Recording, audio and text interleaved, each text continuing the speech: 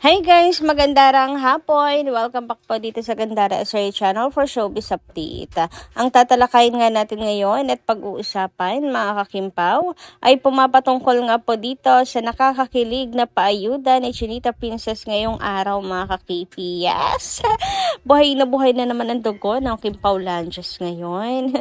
Pero bago po tayo mag-start, sa mga hindi pa po nakaka-subscribe sa ating channel, pakiclick lang po tayo natin subscribe button at notification bell na nariyan po sa baba para mag-updated kayo tuwing may bago po tayong chika at balita hinggil sa Kimpaw. Maraming salamat. And ngayon naman, dumako po tayo at pag-usapan ang mga comments ng ating mga subscribers sa mga previous update natin. Ito po'y bilang pasasalamat. Ito'y parte na ating vlog araw-araw bilang pasasalamat na walang sawang pagsuporta at pagtutok sa ating mga balita. So, ang comment natin for today ay mula po kay Miss Lorna Z. Ayan, hindi natin alam yung apelyido ni Madam Lorna. Anyway, shoutout sa iyo, Madam. Magandang umaga. Sabi niya rito, alam nyo, millions of supporters ng Kimpaw couple. Kaya hindi sinabay ang Kopino. Iniwas ng management at ni Jericho. Kung sasabayan ang Kopino, sigurado kasing matatalo ito ng Kimpaw couple. So, alam nyo, marketing strategy din yan mga kakimpaw. Sino ba namang gusto, mga kakipi, na malugi, diba mga kakimpaw? Smart move lang po ang kanilang ginawa, mga kakipi, ano? Siyempre, gusto nila bawat project kumita. So, dapat hindi pagsasabayin. Para parehas kumita. Siyempre, no choice naman mga tao, hindi ko panoorin yan. Di ba mga kakimpaw? Pero pag isinabay kasi sa Kimpaw, ayun nga, may pagpipilian ng mga tao. Baka yung isa kasi mabaliwala. Pwede namang parehas na pagtuunan ng pansin kung hindi pagsasabayin. Di ba mga kakimpaw? Yun nga lang kasi itong mga bashers ni Kim and Paolo, ayaw tigilan sina Kim and Paolo. So, ayan tuloy. May nangahamon tuloy na kung talaga malakas ang loob at ganun kayo kakampante na kayang pataubin ng Econin, ang Kimpaw, pagsabayin. Tingnan natin kung sino ang mas tatangkilikin at sino ang magiging bluff, mga kakimpaw. Tahimik na, ganda na ng strategy ng management, of course, di ba? Ng Prime. Ang ganda ng ang ganda ng kanilang strategy para lahat naman nga ni ay kumita.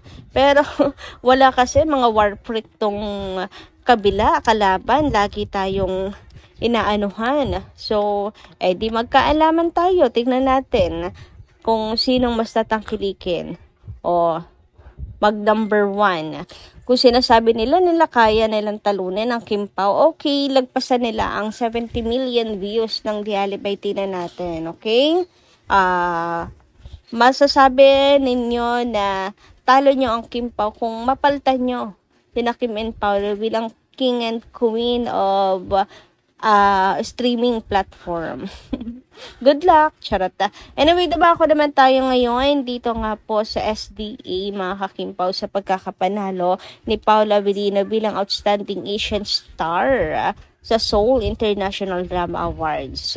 So, napabalita na nga ito mga kakipi. Siyempre, babalita nila yan. Abay, magtatampo talaga Kimpaw Langes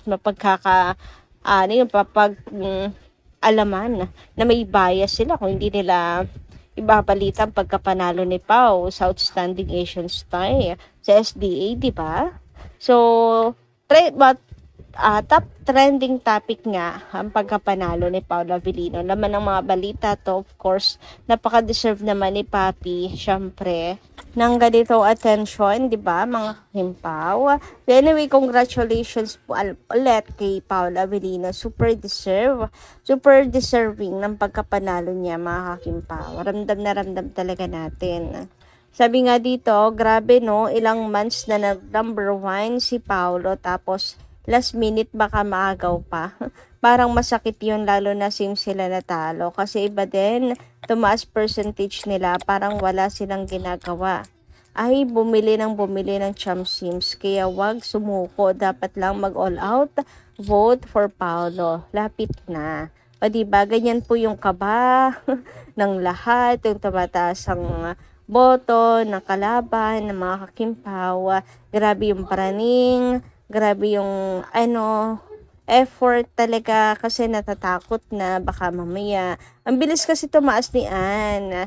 Hindi mo talaga dapat baliwalain lang mga kakipi yung pagtaas ng vote ni anoon. Pero napagtutulungan natin mga kakimpaw, ayan at nagawa po natin itaas ang vote ni Paul Avellino and manatili siya yung panalo. Kaya naman talagang yung pagkapanalo ni Pau, ramdam na ramdam natin na nakakaiyak at the same time nakaka-proud. Nagawa natin kahit po mayroong sumubok sa atin mga kakimpaw.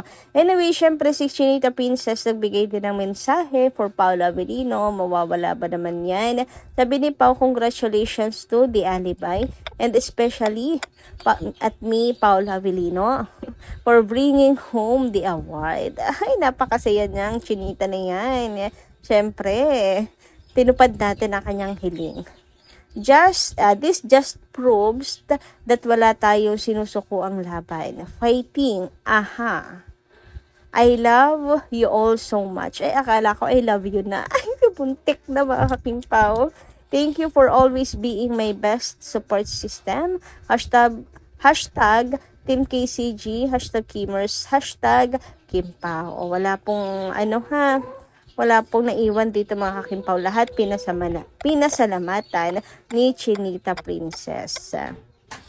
Sayang, akala ko talaga I love you na. Yung pag-congrats siya kay Paul Avellino. May pa I love you na. Muntik na pala. I love you all pala. Para po sa lahat ng mga fans. Si Kimi naman, pasaway. Alam ko para talaga yun kay Pau eh. Charot.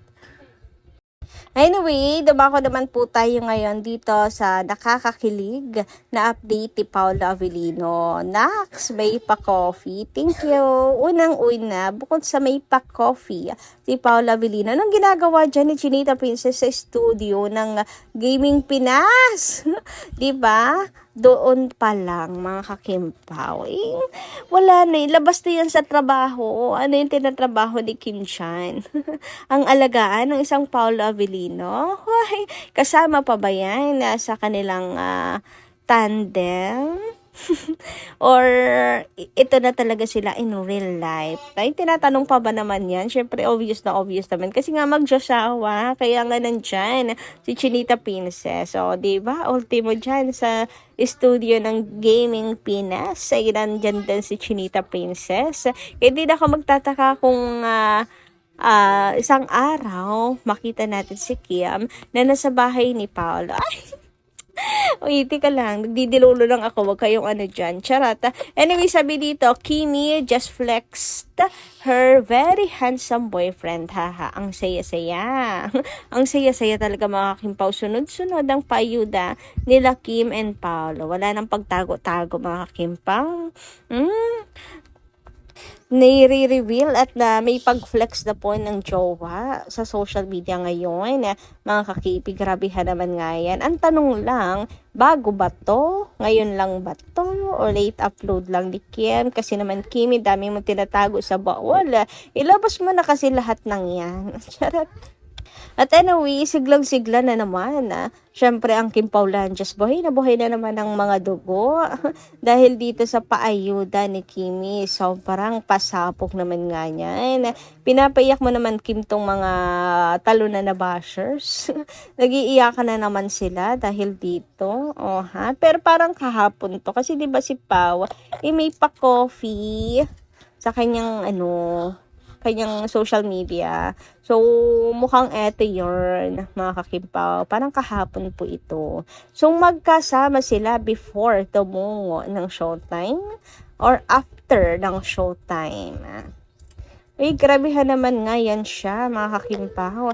Talagang ang KP ay pinagsisigawan na ang relasyon. So, naghahanap ng ebidensyas.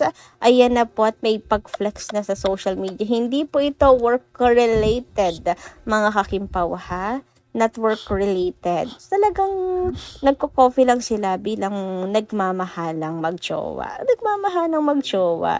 So, bahala mamatay sa inggit ang mga bashers ngayon dito sa post na yan ni Chinita Princess. Ayan, yung hindi sila makahinga. Basta tayo hindi makahinga sa sobrang lunod na lunod sa ayuda. Walang makaahon-ahon eh. Hindi na makaahon-ahon doon sa pa-discord. May paganito naman si Kim. Ay, antindi. Talaga nagtutulungan na ang Kim Pao.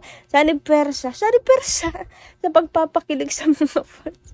Anyway, this is the reality lang, mga kakimpaw. Hindi naman sila nagpapakilig. Pinapakita lang nila talaga who they were in the reality. Kung ano ang Kim Pao in reality. Kung kikiligin kayo, dahil na yun sa natural na chemistry ng Kim Pao. Pero hindi sila nagpapakilig lang. Sadyang nakakakilig ang Kim Pao. Kasi nga hindi naman po sila pang promo, mga kakimpaw, di ba?